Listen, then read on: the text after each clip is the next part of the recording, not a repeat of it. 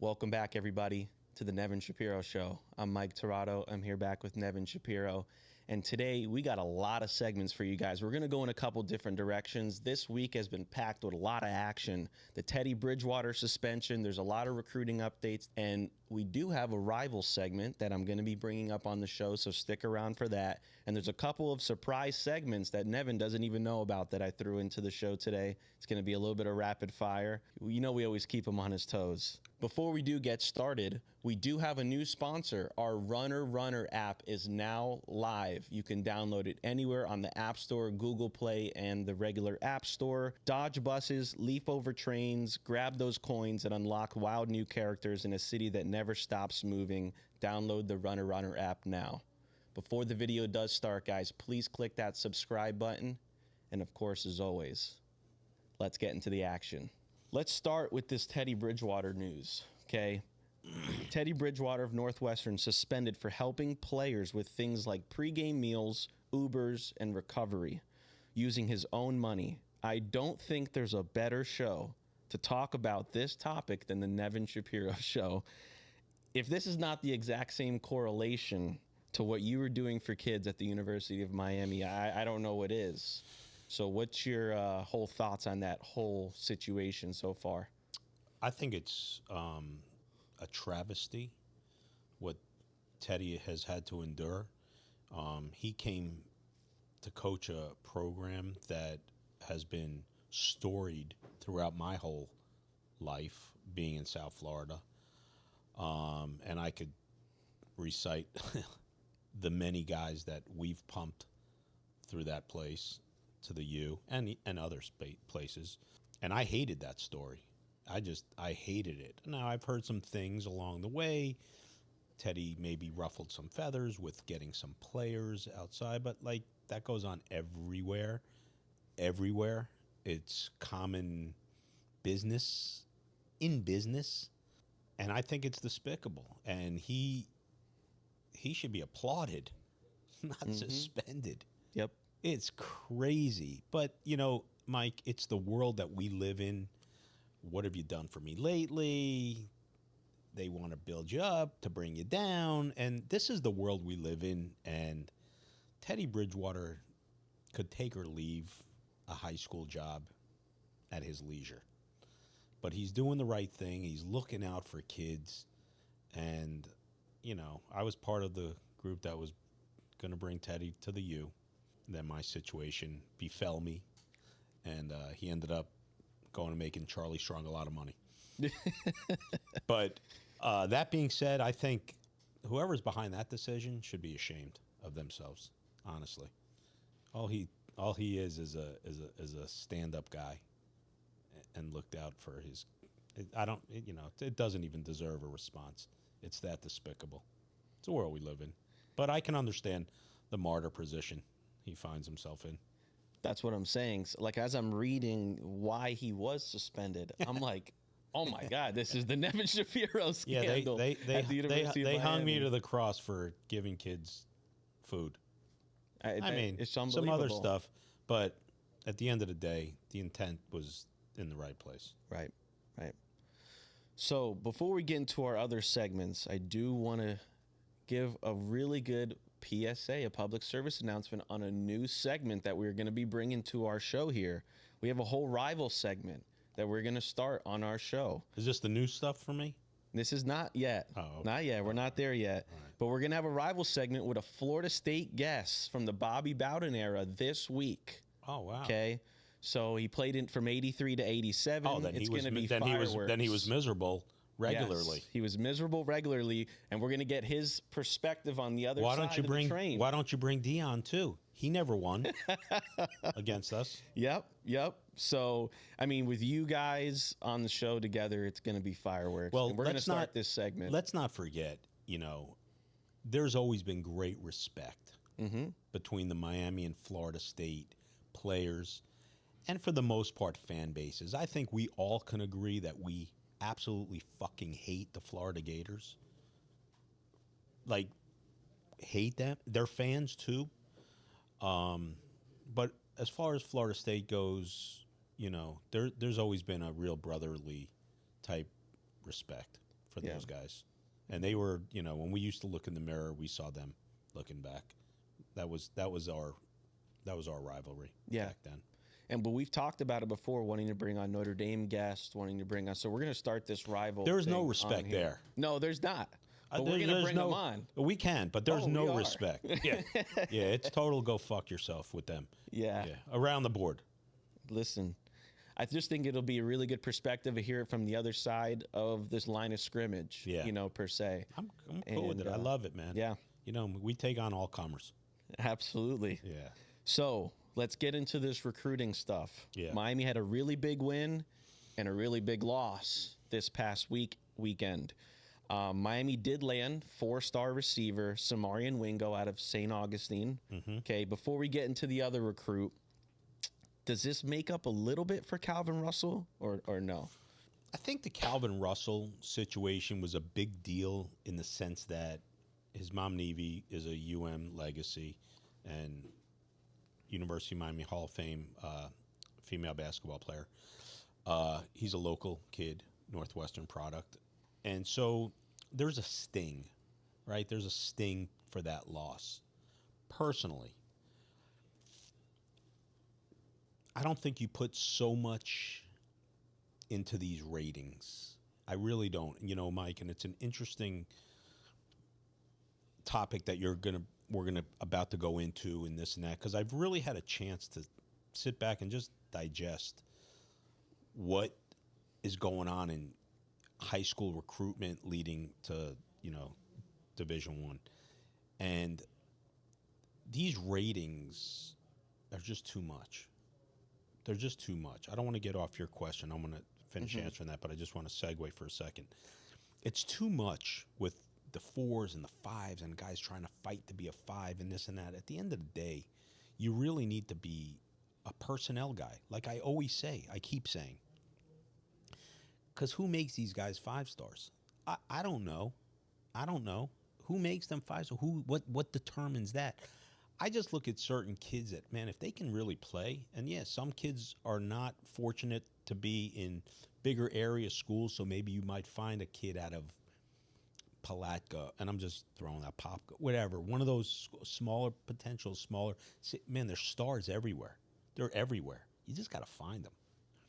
And so I don't think that's a massive loss, the Calvin Russell loss, when you get a kid like Somourian Wingo. They're probably close in comps, I would guess. I don't know. I don't know. I think you're going to lose some, you're going to win some, like I said in our last show. And you want to win more than you lose. Right. And I prefer you keep the kid locally, but I know where you're going to lead into on the next segment, or on the extension to the loss we had in a recruit, and I have a lot to say about that as well. So let's get right into it. Derrek Cooper, unfortunately, did not choose Miami. He chose Texas. He's out of Chaminade. We've talked so much on this show about the blueprint of how to get Miami back to winning. Yeah. And you've said many times that it starts with keeping kids in our backyard, especially schools like Chaminade Madonna. Yeah. So listen to this. Mm-hmm. Texas now has landed the #1 rated quarterback, running back, and defensive lineman, all in the state of Florida, all going to Texas. The recruiting has got a lot better with Mario, and we've already stated that. In my opinion, this is the difference, though, between competing for conference championships and national championships. So I wanted to get your thoughts on this. So let me go really in depth into this topic, because I've marinated on this one since last night. I knew that Derrek Cooper, I didn't know for sure, but I had pretty good intel. He was going to go to Texas. I learned probably yesterday morning, maybe the night before. And I'm not shocked anyway, even though he didn't go visit. Let me explain something to the Miami fan base and whoever else may be watching. Texas is big, big money. Okay? The Moss brothers are the money guys behind the University of Miami. You have a Moss brother on every corner in Texas. Let's just start there. Mm-hmm. Okay? They're an average Joe They're very successful and wealthy. But there's a lot of those guys in Texas. Okay? They wrote a $50 million check to get rid of Charlie Strong. Like, yo, get rid of this guy. Like it's nothing. The NCAA has brought about this situation because you're going to have unfair competition. Mm-hmm. It's not coming. It's here. Yep. Okay? And I want to go all over the place with this topic because it's not just losing Derrek Cooper. It's a bigger picture. There's going to be 100 Derrek Coopers that are going to come through the University of Miami. They lost him. It's a local kid. Mario Cristobal's got a really serious, and I said we're not going to talk about him anymore, but this is a point as it relates to the recruiting, and it's not a knock on him. But he's going to have to sharpen his game, and you can't just throw money and the ocean at kids. There's other things in play now. It's not just the bag, because guys can go higher and higher and higher, right? To the point where, like, are you really going to pay $20 million for a high school kid? No. What do I keep saying, Mike? Every show. Personnel. You got to have a personnel guy. That's where my problem lies with the Canes.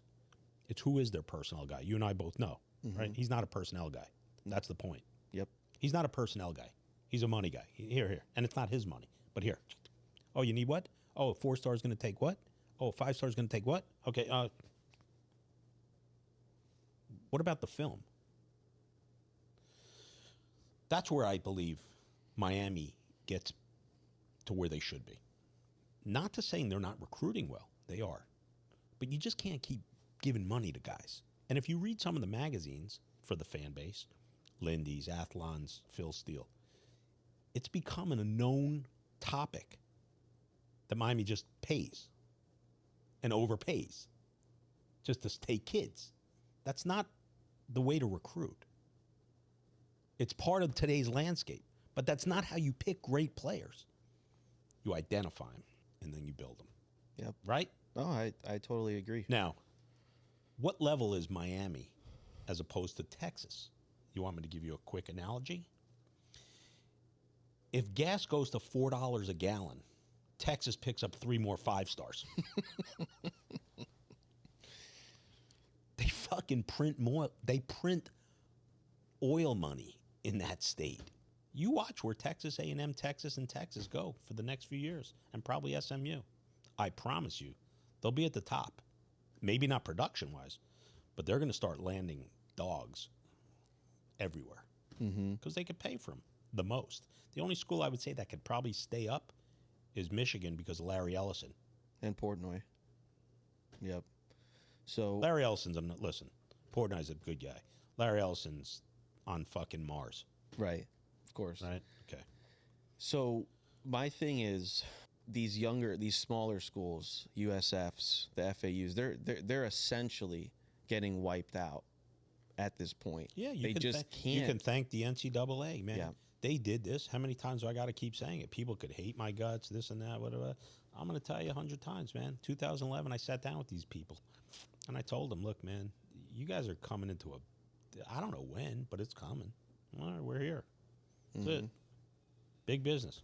What are there, 130 D1 schools that play Division I football? I think it's 132. Something, right? Okay. Yeah. I mean, at some point, it'll be like 80. How do you keep up? Like, Right. you got to separate. It's crazy. Yeah. It's crazy, man. There's no competitive balance. You think people are going to respect? I saw Trump may pass something, but then man, come on. Are you kidding me? That horse left the barn. He's already in fucking Canada. Yeah. And you talk about the teams that are at the bottom of the totem pole of college football, like let's just say a Kent State who was completely last year. How are they ever going to climb out of that hole? Well, if they go play female flag football, they'll have a shot.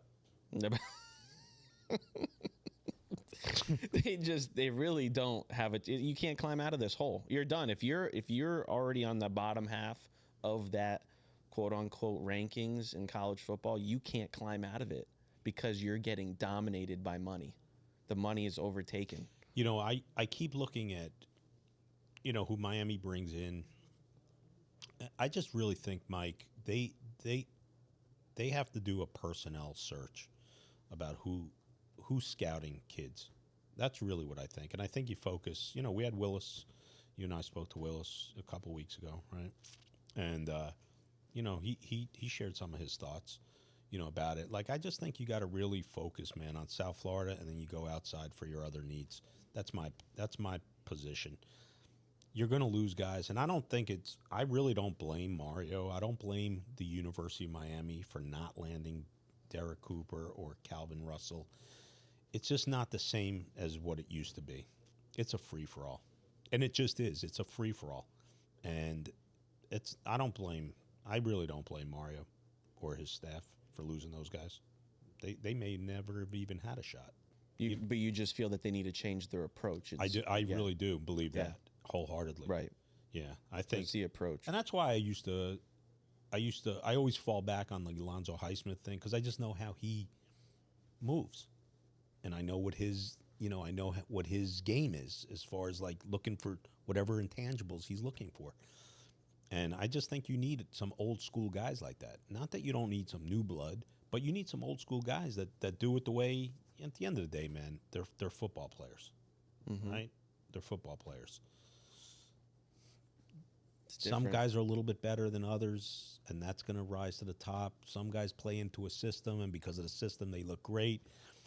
But a football player is a football player, man. You identify him, and then you build with that. And that's forget all the hate and everything else. That's my position. That's really, truly my position. I don't have a problem with Mario recruiting. I have a problem with how they're selecting guys. Like, do a deeper. I'd rather see them get a couple of 3-stars that maybe are sleepers. O.J. Frederick was a 3-star. Yeah, he's our best defensive back. Right. So a last Alonzo Highsmith placement. Right, and I just don't buy into the notion of he's a 5-star. Sign him. Based on, man, you got to really know, like, who gives them the ratings? Who really gives them the ratings? I'd like to.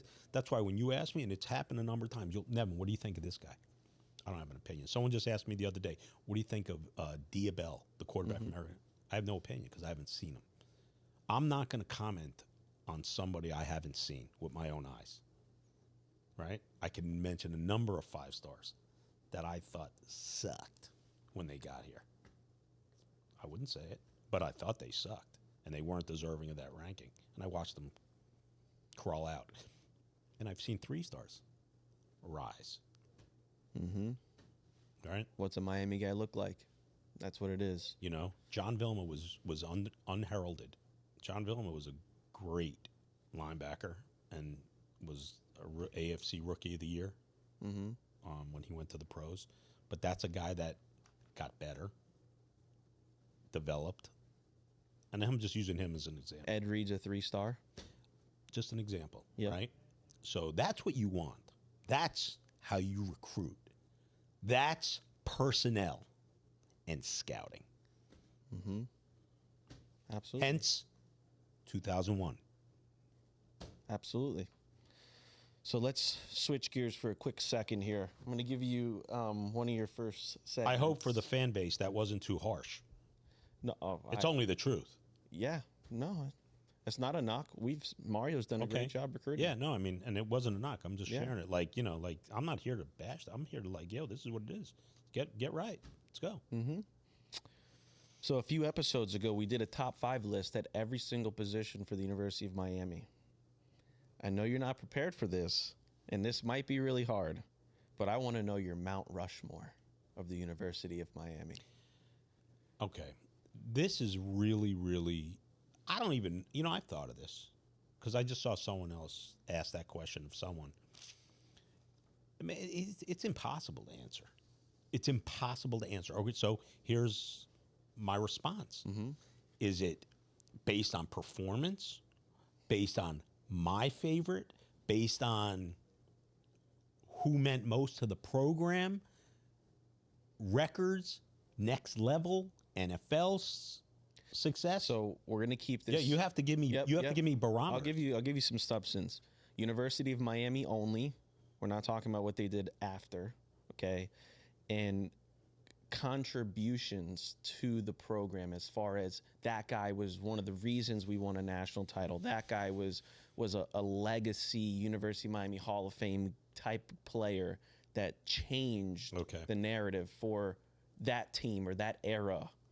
All right. So right off the bat, I'm going to give you Ed Reed. Okay. So he's number one. Well, he's on I'm not giving him by ranking. ranking. Yeah. He's on the list. And Michael Irvin. So those are cornerstones. Irvin was flamboyant, shit talker, swagged out. First down.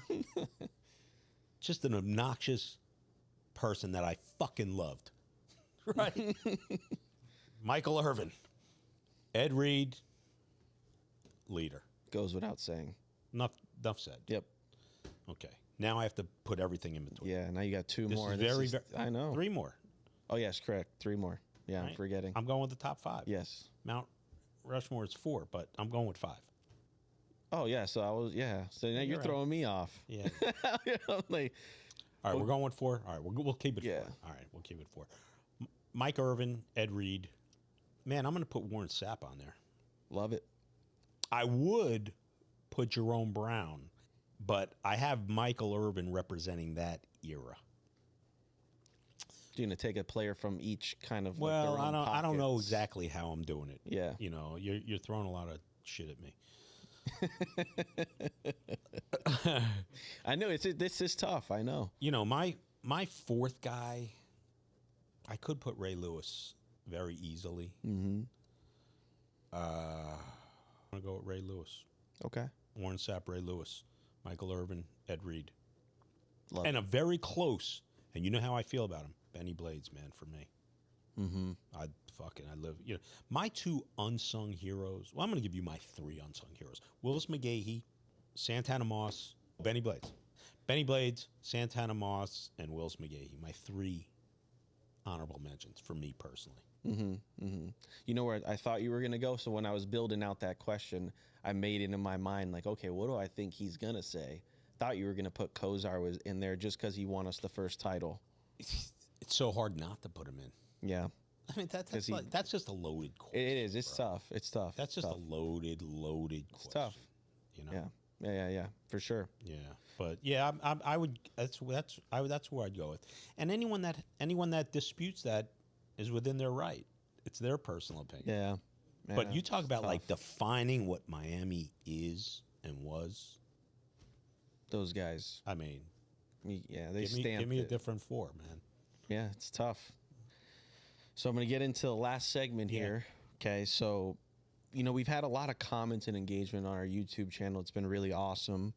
And we've made it a point for me and you to sit down and kind of answer every single question that comes in. It's something that we do when we release the videos.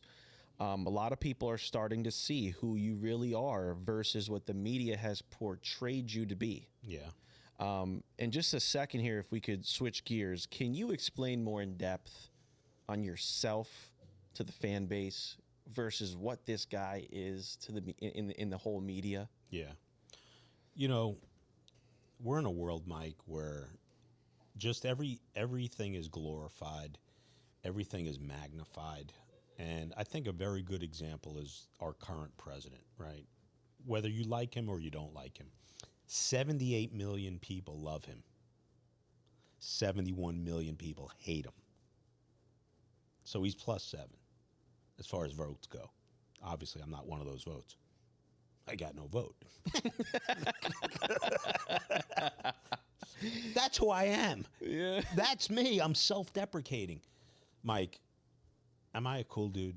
Very chill. Am Very I cool? Man, I'm fucking cool, man. I'm as cool. Like, if you know me, you love me. And if you don't and you read that shit, you hate me. And to be honest with you, I would hate me too. I read the shit that I don't even know who they're talking about. And that's the truth. Did I have a scandal with the University of Miami? I did. There's a 2 sides of a story. We all wish that didn't happen. That's one. Did I get convicted of a crime? I had to because of what the circumstances were. But that's going to come out as well, right? We know there's a movie in play. And documentary. there's a lot of things going on. So, listen, I'm not begging for forgiveness, applause, this and that. I didn't murder anyone. I didn't touch a child. like I'm a good guy. Like I'm a fucking good guy, man. I'm a good guy, right? Fuck what you read, what you heard, and everything else. Anyone that wants to question it, feel free. Come sit down with me. Am I available?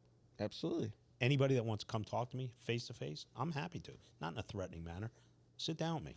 I'll show you whatever you want to see. You'll meet me, you'll see. So many people who hated my guts, they feel otherwise now. Because you're getting the perception of the media. That's what the media does, right? CNN hates Donald Trump. Fox loves him. So if you listen to one side, you're going to get love. If you listen to the other, you're going to get the devil. And that's just the world we live in. Trust me, I'm not a bad guy. The victims in my case, without getting into that, I've fought for them to recover all their money, and I didn't steal it. There's a lot more behind that. But, you know, I appreciate you bringing it up. I'm not begging for sympathy. I don't care. You know, No. I'm good. I sleep easy. I do my prayers. I'm you know, I'm in bed by 8, 9 o'clock at night, as you know. Like, I don't go out. I'm chill, man. If you see me in the street, say, what's up? Yeah. Come at me respectfully, and I'll be respectful. Come at me like a dick, and you'll get a dick. Like, that's it. You know? That's who I am. Yeah. And I've been seeing the comments, and we appreciate everybody, you know, showing their love, and you know, it's been really positive lately, and I think it's because they're starting to really see, like, man, this isn't the freaking monster. Would all the players be sitting? Listen, there's a lot of players that, to right now, are afraid to sit down because it's not sexy yet. But you know they're all coming. Right, there's a lot of guys. So we still have a great lineup. Oh, like we still have an incredible lineup. Listen, we can put at least 100 guys out in a minute, right? Can we not? It's coming. So you know, would these guys be sitting with me if I was that guy? They were all sitting me before I was that guy, right? So you know, it's cool, man. Listen, let's get the U back, man. Let's fucking go win. You guys want me involved? I'll fucking help. Fuck what you think you know. Trust me. I want to see us kick it. Just to touch on that for a second. Yeah. We did repost somebody, you know, a random fan on your story yesterday that said, you know, the recruiting can't be this bad. Let's bring back Nevin Shapiro in this shit. People can snarl if they want. The truth of the matter is you guys wish I was back because we'd be doing better in that regard. But, you know, Mario's got it. Mario needs to just get himself a personnel guy and listen a little bit. And I think that would go a long way. And that's really a as honest, humble assessment from my eyes. Yep. You know, at the end of the day, it's the Jimmies and the Joes, not the X's and the O's. You got to get the guys, but you got to identify them. That's it. All right, Nev. We got 41 more days until Miami football. I love it, man. I think at this point we're jonesing. We're going at it. I don't when even we know get what's to August going on. 1, the clock is on. Yep. You know, now we got 30 days at that point, and I mean it's going to be great, Mike. I mean, listen, man. I really expect us to kick the shit out of Notre Dame. Like, I'm not expecting anything less. I'm not just saying it just to talk tough and like get on this whole rock. I think we're going to beat the fuck out of them. I really do. I know you feel this way. I feel this way. Yep. They're coming into our house, man. And it's, you know what this place is like? Yeah, we're a bandwagon city. Fucking right we are.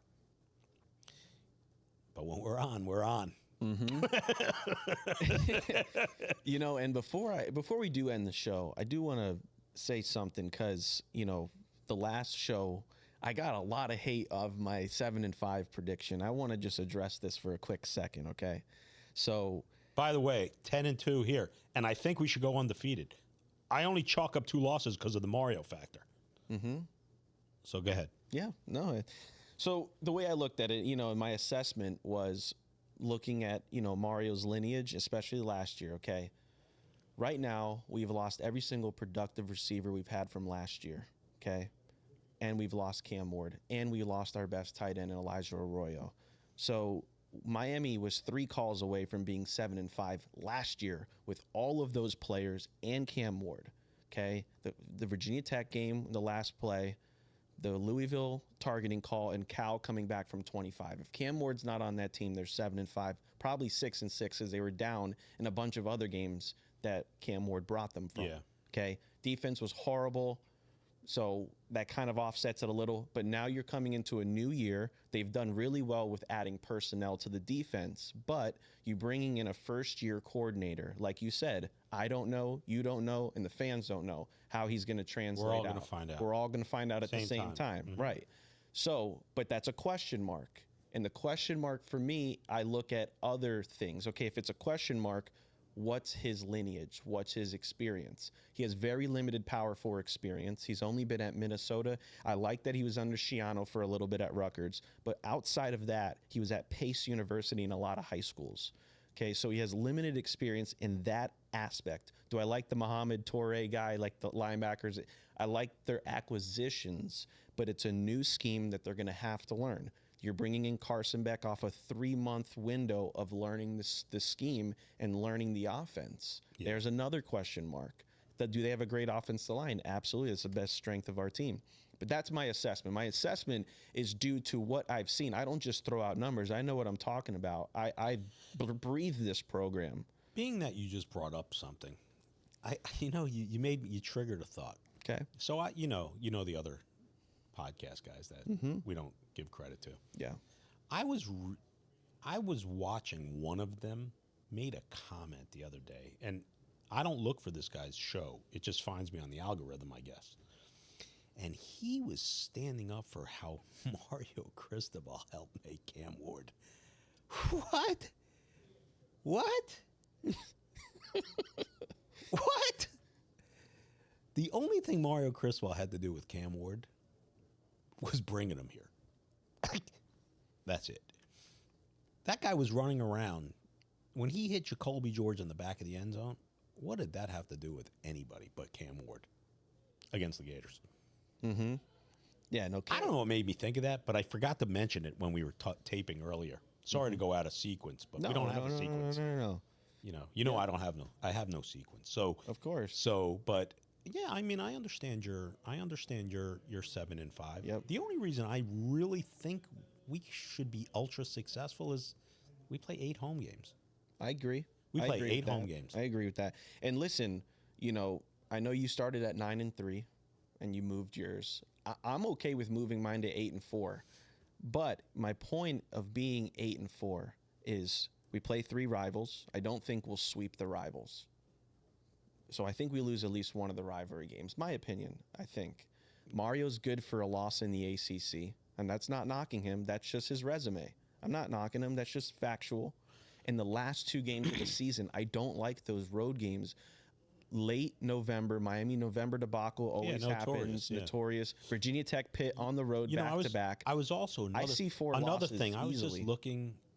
I've been reading all the magazines, not so much for the U, but for just to get my bearings on the portals. I mean, guys are everywhere now, and I didn't even realize, man, Mario was 5-7 and 7-5. Man, he was 12-12 after 2 seasons. Mm-hmm. I did not even realize. I didn't even realize that, and that's why, and I'm not going on the anti-Mario thing, but that's why when I speak about Arizona State, SMU, Indiana, those are just blatant examples. Mm-hmm.